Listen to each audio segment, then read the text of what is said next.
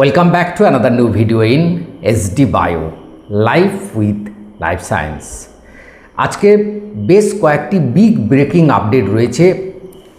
5 জুনের বর্তমান সংবাদপত্রের হেডলাইনে কয়েকটি খবর রয়েছে, যেমন সুনিশ্চিত হবে 57,000 অস্থায়ী কর্মীর ভবিষ্যৎ ঘোষণা করেছেন মাননীয় মন্ত্রী মহোদয়, এবং যে কন্ট্রাকচুয়াল জব কী কন্ট্রাকচুয়াল জবে সুনিশ্চিত করা হবে সে সম্পর্কে আজকে জানবো, এবং তার সঙ্গে বাড়ছে পুরসভার সংখ্যা, সেই সঙ্গে পঞ্চায়েত দপ্তরে নিয়োগের সংখ্যাও বাড়ছে।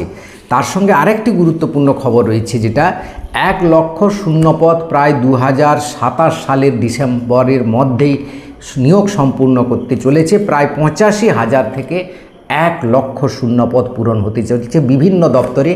কি সেই দপ্তর সেই বিষয়ে জানবো, কি রয়েছে খবরে। তার সাথে সুপ্রিম কোর্টের একটি খুব বড় নির্দেশ রয়েছে, যেই নির্দেশ নিয়ে সারা ভারতবর্ষে চাঞ্চল্য সৃষ্টি করেছে। সেটা জানলে কিন্তু চমকে যাবে যে ক্লাস 10 লেভেলের পরীক্ষায় চাকরির যে পরীক্ষাগুলো হয়, যেমন গ্রুপ ডি বা অন্যান্য যে চাকরির পরীক্ষাগুলো হয়, সেই চাকরির পরীক্ষায় উচ্চশিক্ষিত যারা তারা তাদের শিক্ষাগত যোগ্যতা লুকিয়ে সেই পরীক্ষায় বসতে পারবে না। কারণ সুপ্রিম কোর্ট রিসেন্টলি গতকাল এরকম একটি চাকরিকে অবৈধ বলে ঘোষণা করেছে। এই নিয়ে কিন্তু চাঞ্চল্য সৃষ্টি হয়েছে সারা ভারতবর্ষে, সেই সম্পর্কেও আজকে জানবো। তাই ভিডিওটা অবশ্যই শেষ পর্যন্ত দেখো, ভালো লাগলে লাইক করে বন্ধুদের শেয়ার করে দিও, চ্যানেলে নতুন হলে চ্যানেলটা সাবস্ক্রাইব করে নিও। প্রথমেই আসি আমাদের রাজ্যের মাননীয় মন্ত্রী দিলীপ ঘোষ মহোদয়, পঞ্চায়েত মন্ত্রী, তিনি বলে জানিয়েছেন যে সুনিশ্চিত হবে 57,000 অস্থায়ী কর্মীর ভবিষ্যৎ। অর্থাৎ যে কন্ট্রাকচুয়াল জবে রয়েছে পঞ্চায়েতের বিভিন্ন দপ্তরে, অর্থাৎ পঞ্চায়েত অফিসে, বিডিও অফিসে, এসডিও অফিসে, সেই সকল চাকরি যার কন্ট্রাকচুয়াল রয়েছে তাদের কিন্তু সুনিশ্চিত হবে।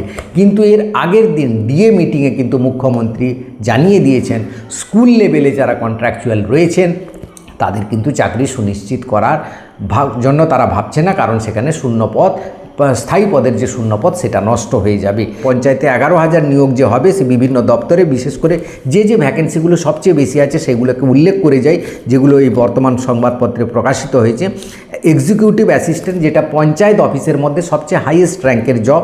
তারপরে রয়েছে গ্রাম সহায়ক, নির্মাণ সহায়ক, আরেকটা খুব ভালো পোস্ট, গ্রামে পঞ্চায়েত সচিব, অ্যাকাউন্টস ক্লার্ক এবং ক্যাশিয়ার কাম স্টোর কিপার সহ নানা বিভিন্ন পদে রয়েছে, যেগুলো কিছু পোস্ট রয়েছে 8 পাস, কিছু মাধ্যমিক পাস, কিছু গ্র্যাজুয়েশন বা স্নাতক স্তরের জন্য রয়েছে। আরেকটি বড় খবর রয়েছে, বাড়ছে পুরসভার সংখ্যা, যার ফলে নতুন নিয়োগের যে সংখ্যাটা 11,000 হচ্ছে, তার কারণ সেটা আরও বাড়বে। কয়েকটা পুরসভা বাড়ছে, যেমন এই খবরের যেটা রয়েছে, হাওড়া পুরসভার হাওড়ার মধ্যে বাগনান আজ রয়েছে, আর উত্তরবঙ্গে আলিপুরদুয়ারে রয়েছে জগাঁও বলে একটা পুরসভা বাড়ছে, কলকাতায় নিউ টাউন বলে আর একটা পুরসভা। আপাতত এই 3টে পুরসভা বাড়ছে, ভবিষ্যতে আরও বাড়তে পারে। অনেকগুলো দাবি রয়েছে পুরসভা করার জন্য, সেই পুরসভাগুলি যদি গঠন হয় তাহলে কিন্তু নিয়োগের ক্ষেত্রে আবার স্থায়ী চাকরি যে নিয়োগ হবে তার পরীক্ষা হবে, সেগুলো কিন্তু হবে। এবং 18 জুন বিধানসভা অধিবেশনে পাশ করানো হবে, 18 জুন বিধানসভা অধিবেশন হবে, সেখানে পাশ করানো হবে কি এই 3টে পুরসভাকে পুরসভা হিসাবে, তারপর নতুন নিয়োগ শুরু হবে বলে এই কথাটা কিন্তু পঞ্চায়েত মন্ত্রী জানিয়েছেন। এবার আসি 1 লক্ষ শূন্যপদ, প্রায় 85,000 থেকে 1 লক্ষ শূন্যপদ হতে যাচ্ছে, যেগুলো পূরণ হবে কিছু এই বছর এবং কিছু আগামী বছর, বা আরও 1 বছর হয়তো লাগতে পারে। অর্থাৎ জানানো হচ্ছে যে 2027 ডিসেম্বরের মধ্যে এই শূন্যপদ পূরণের চেষ্টা চলবে, সেটা হয়তো 2028 কয়েক মাস হতে পারে। কি রয়েছে না, রাজ্যের বিভিন্ন দপ্তরের শূন্যপদ জানতে চাওয়া হয়েছিল, রাজ্য সরকারের বিভিন্ন যে দপ্তর হয়েছে রাজ্য সরকার সেটা জানতে চেয়েছিল। সেই 3 জুনের মধ্যে সেই শূন্যপদের সংখ্যা এসে গেছে। সেই শূন্যপদটা দেখা যাচ্ছে যে গতকাল যে মিটিং হয়েছিল রিক্রুটমেন্ট বোর্ডের সঙ্গে মুখ্যমন্ত্রীর, বিভিন্ন যে রিক্রুটমেন্ট হয়েছে, সে পঞ্চায়েত রিক্রুটমেন্ট হোক বা স্কুল সার্ভিস কমিশন হোক বা অন্যান্য যে রিক্রুটমেন্ট বোর্ডগুলো রয়েছে, পিএসসি বা স্কুল এসএসসি, সমস্ত কিছু নিয়ে তার সাথে কমিশনগুলোর সাথে বা বোর্ডের সাথে মিটিং হয়েছিল। সেই মিটিংয়ে কিন্তু এই যে নিয়োগ নীতিগুলো নিয়ে আলোচনা হবে এবং কবে কীরকমভাবে নিয়োগ হবে সেগুলো নিয়ে আলোচনা হয়েছে।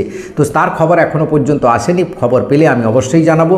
এই যে 85,000 মতো শূন্যপদ রয়েছে, এগুলো কি গ্রুপ সি রয়েছে, গ্রুপ ডি রয়েছে, পঞ্চায়েত দপ্তরে 11,000-এর কথা তো তোমরা জানো, সেটা ভবিষ্যতে আরও বাড়বে। সমবায় ব্যাংকে রয়েছে, WBCS রয়েছে, এসআই অফ স্কুল রয়েছে এবং শিক্ষক নিয়োগ নিয়ে আপার প্রাইমারি সেকশন নবম দশমের মধ্যে রয়েছে।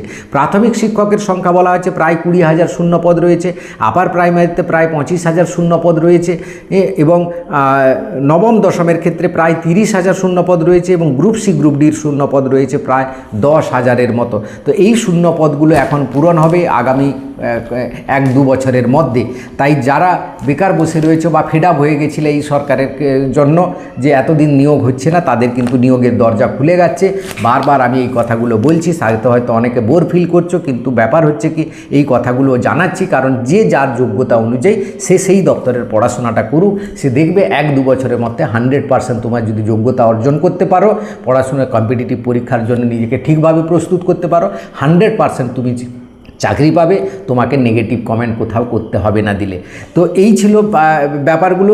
এবারে আসি সুপ্রিম কোর্টের যে রায়, সেটা কিন্তু দুশ্চিন্তা সৃষ্টি করেছে সারা ভারতবর্ষের মধ্যে।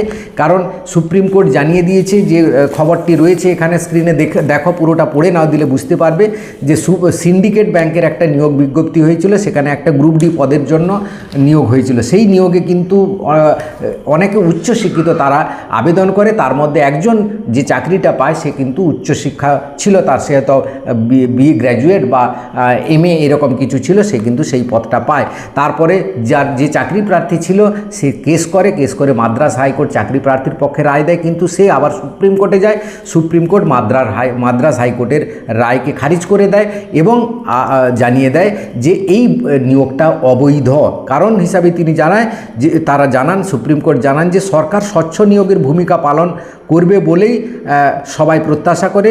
কিছু চাকরি কম শিক্ষাগত যোগ্যতা সম্পন্ন প্রার্থীদের জন্য নির্ধারিত থাকে, যাতে তারা সরকারি নিয়োগ প্রক্রিয়ায় অংশ নেওয়ার সুযোগ পান। এই পদে উচ্চতর ডিগ্রিধারীরা আবেদন করলে বাস্তবে যাদের জন্য এই পদের বিজ্ঞপ্তি, তারা সুযোগ থেকে বঞ্চিত হয়, তাদের সুযোগটা কমে যায়। অর্থাৎ এই নিয়োগটাকে অবৈধ বলে তারা কিন্তু ঘোষণা করে দিয়েছেন, যার ফলে বিভিন্ন পরীক্ষায় যে গ্রুপ সি গ্রুপ ডি পরীক্ষায় যারা MSc পাস করে আবেদন করছে তাদের চাকরির ক্ষেত্রে কি হবে? কারণ সেক্ষেত্রে তো যারা চাকরি প্রার্থী, যারা দশম পাস করে সেই চাকরিগুলো পাচ্ছে, মানে বিভিন্ন দপ্তরে, সমস্ত দপ্তরের কথা বলা হচ্ছে এখানে, তাহলে তারা তো কিন্তু হাইকোর্ট বা সুপ্রিম কোর্টে যাবে, তখন এই রায়ের রেফারেন্স দিয়ে কিন্তু সেই চাকরিগুলো অবৈধ বলে ঘোষণা হয়ে যেতে পারে। তো এই নিয়ে কিন্তু একটা বিরাট চাঞ্চল্য সৃষ্টি হয়েছে সারা ভারতবর্ষের মধ্যে। আলোচনার ঝড় উঠছে বিভিন্ন দপ্তরের ক্ষেত্রে, বিভিন্ন শিক্ষা মহলে বা যারা এই সব নিয়ে আলোচনা করেন, তার ফলে কিন্তু এটা কিন্তু সে একটা দুশ্চিন্তার ভাঁজ কিন্তু সবার মনে দেখা দিচ্ছে। ভবিষ্যতে কি হয় না হয় সেটা কিন্তু দেখার ব্যাপার রয়েছে। তাই এই বিষয়ে আমাদের কিন্তু সাবধান হতে হবে, কারণ আমাদের হাতেই সুপ্রিম কোর্টের রায় রয়েছে। আশা করি সমস্ত ব্যাপারগুলো বোঝাতে পারলাম। পরীক্ষার প্রস্তুতি চালাও, নেগেটিভ থেকে দূরে থাকো। চাকরি কিন্তু বহু চাকরির আশ্বাস রয়েছে এই সরকারের আমলে এবং বহু চাকরি হবে, কিন্তু যোগ্যতা যদি অর্জন করতে পারো চাকরিটা তুমি পাবে। ভিডিওটা ভালো লাগলে সবাইকে শেয়ার করে দিও। Thank you for watching.